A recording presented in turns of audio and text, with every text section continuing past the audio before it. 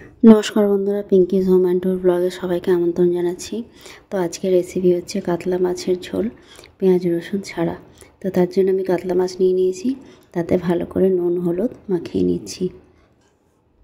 এখানে আমি ঝোলের জন্য নিয়ে নিয়েছি সজনে ডাঁটা, পেঁপে, আলু। তো এইগুলো দিয়ে আমি আজকে মাছের ঝোলটা করব। দিয়ে নিচ্ছি। কড়াইটা গরম হয়ে গেছে।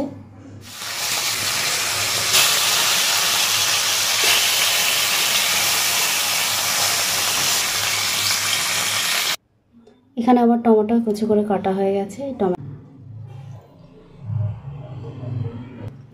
এরপর দিয়ে নেব কালো জিরে, তেজপাতা।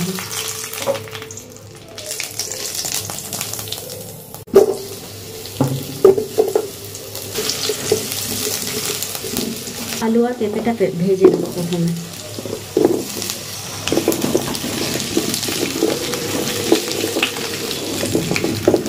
হালকা নুন দিয়ে আমি ভাজতে থাকবো যাতে তাড়াতাড়ি মজে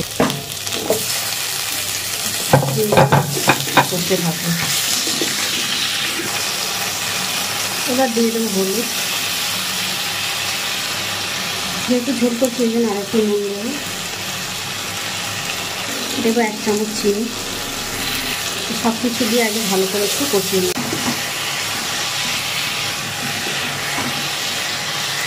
এরপর এখানে রয়েছে আমার বাটা মশলা, ধনে, জিরে, আদা।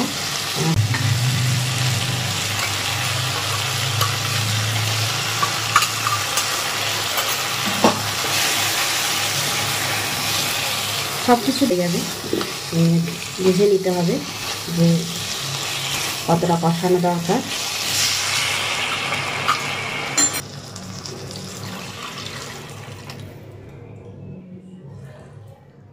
যেহেতু ঝোল করছি তো এই জন্য একটু জল দিতে হলো বেশি।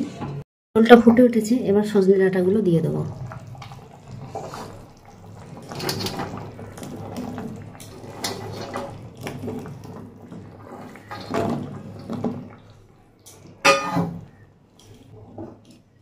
হালকা সেদ্ধ হয়ে গেলে তারপর মাছগুলো ছেড়ে দেবো।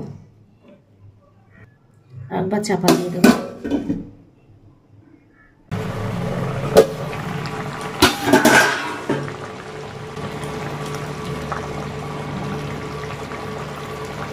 এবারে সব মাছগুলো দিয়ে দেবো।